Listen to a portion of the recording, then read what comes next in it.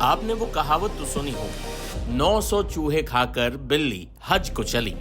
पाकिस्तान पर यह कहावत बिल्कुल फिट बैठती है। जिस पाकिस्तान में अल्पसंख्यकों पर अत्याचार की खबरें इतनी आम हैं कि इस पर अब कोई आश्चर्य ही नहीं करता। जिस पाकिस्तान ने तमाम मंदिरों, गुरुद्वारों और चर्चों पर कब्जा कर लिया। जिस पाकिस्तान में हिंदू, सिख और ईसाई बेटियां असुरक्षित हैं। जो पाकिस्तान अपने अल्पसंख्यकों के लिए किसी दोजख से कम नहीं। वही पाकिस्तान अब भारत को धार्मिक सहिष्णुता पर ज्ञान दे रहा है। कट्टरता की खाद से पनपे पाकिस्तान को राम मंदिर में हुए भव्य ध्वजारोहण से मिर्ची लग गई। पाकिस्तानी विदेश मंत्रालय ने बाकायदा बयान जारी किया है। पाकिस्तान इस पूरे कार्यक्रम से तिलमिलाया हुआ है और इसे भारत में अल्पसंख्यकों के प्रति भेदभाव वाला रवैया कहा है। पाकिस्तान के विदेश मंत्रालय ने एक बयान में कहा, ये नया कदम भारत में धार्मिक अल्पसंख्यकों पर दबाव के एक बड़े पैटर्न और ज्यादातर हिंदुत्व सोच के असर में मुस्लिम सांस्कृतिक और धार्मिक विरासत को जानबूझकर खत्म करने की कोशिश को दिखाता है।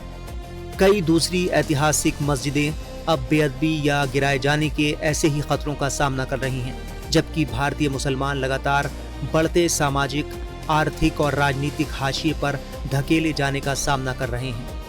हम अंतर्राष्ट्रीय समुदाय से गुहार लगाते हैं कि वो भारत में बढ़ते इस्लामोफोबिया, हेट स्पीच और नफरत से प्रेरित हमलों पर ध्यान दें।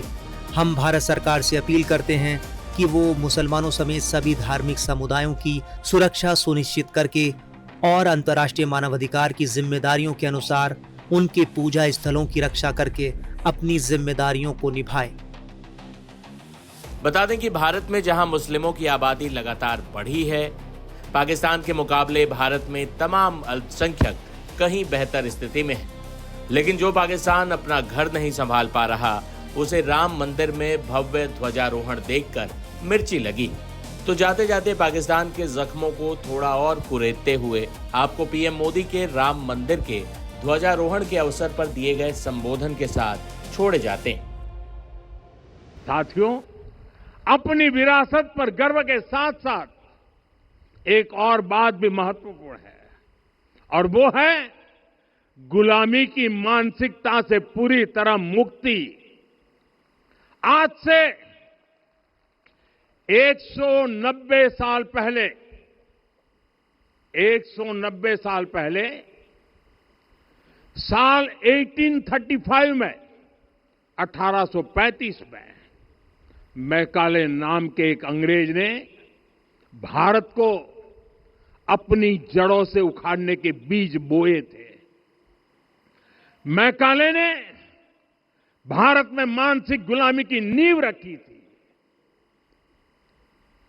10 साल बाद यानी 2035 में उस अपवित्र घटना को 200 वर्ष पूरे हो रहे हैं।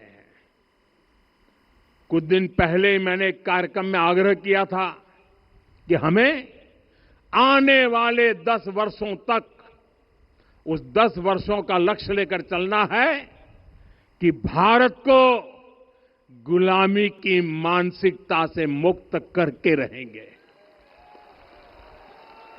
साथियों, सबसे बड़ा दुर्भाग्य यह है कि मैकाले ने जो कुछ सोचा था उसका प्रभाव कहीं व्यापक हुआ। हमें आजादी मिली, लेकिन हीन भावना से मुक्ति नहीं मिली।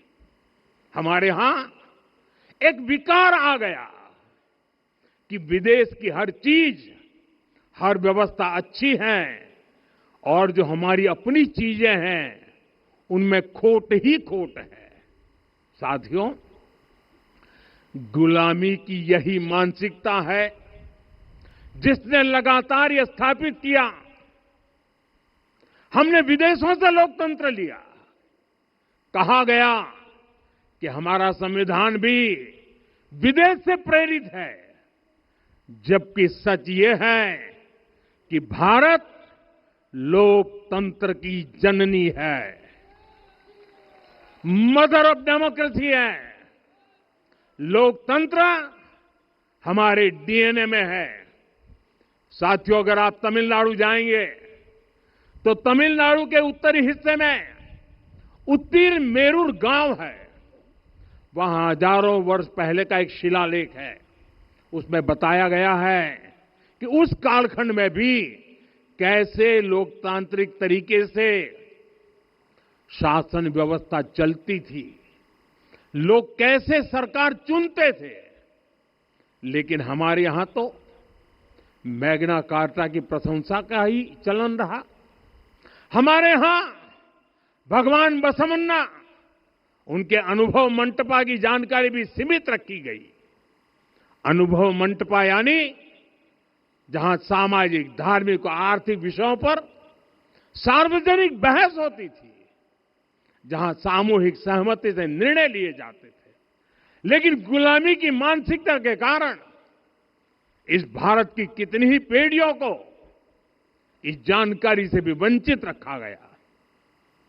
साथियों, हमारी व्यवस्था के हर कोने में गुलामी की इस मानसिकता ने डेरा डाला हुआ था।